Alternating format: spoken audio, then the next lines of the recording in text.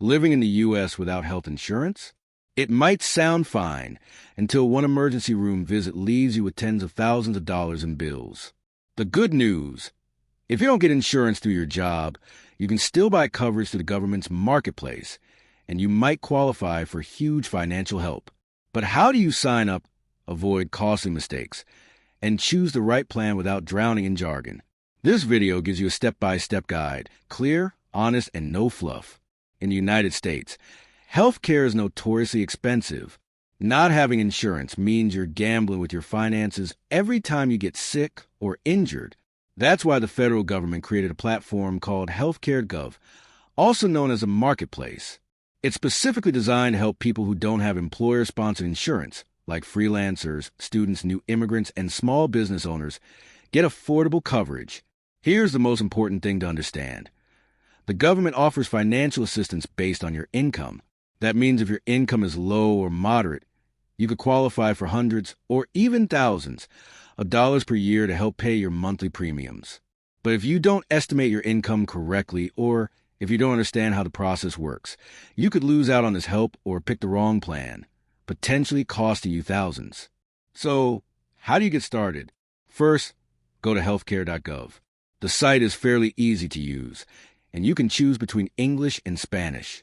Once you create an account, you'll need to enter some basic information: your name, birth date, address, number of household members, and most importantly, your estimated income for the upcoming year.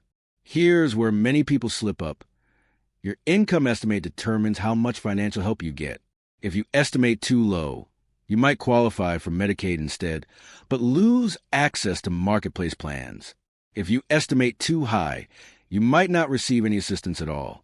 So try to be as accurate as possible. Include wages, freelance income, small business earnings, or any income you expect to earn during the year. Once you complete your application, the system will calculate your monthly subsidy, called a premium tax credit.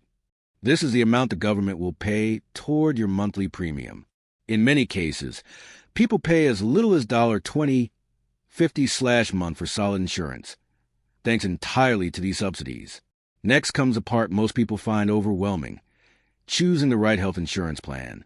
The marketplace offers a wide range of options, organized into 4 metal levels: bronze, silver, gold, and platinum. While it may sound like a phone plan, the differences are actually huge. Bronze, lowest monthly premiums, but you pay more when you get care, high deductibles, and copays. Silver, a balance between cost and coverage.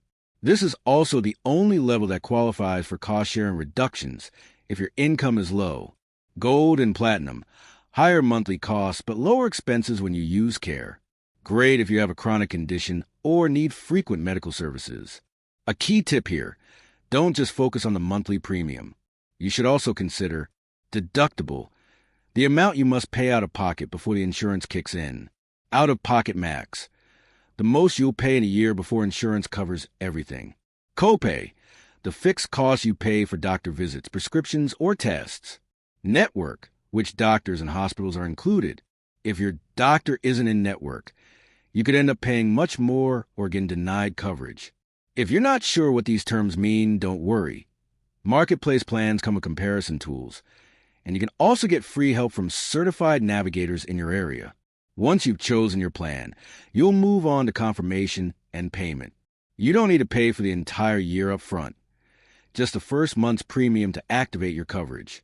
After that, you'll receive your insurance card by mail or email, and your plan will begin on the effective date you selected. Here are a few other key things to keep in mind. The open enrollment period, OEP, usually runs from November to mid-January. This is the main time each year you can enroll or make changes. If you miss OEP, you can only enroll if you qualify for a special enrollment period, SEP, due to life events like moving, getting married, losing employer coverage, or changes in income. If your income changes during the year, be sure to update your application. If not, you could end up owing money to the IRS at tax time if you receive too much in subsidies. Far too many people skip getting coverage because they think it's either too expensive or too complicated. But the truth is, if you understand how the system works, you could save thousands of dollars a year and protect yourself from financial disaster.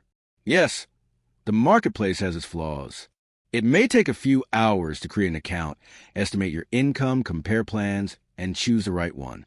But compare that to a $15,000 ER bill from a broken arm, and suddenly, those few hours feel like a great investment. If this video helped you understand how health insurance in the U.S. works, make sure to like, subscribe, and turn on notifications so you don't miss future videos.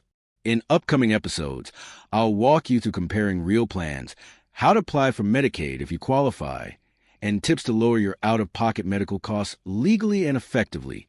Have questions about your specific situation? Drop them in the comments. I'll respond or even make a video just for you.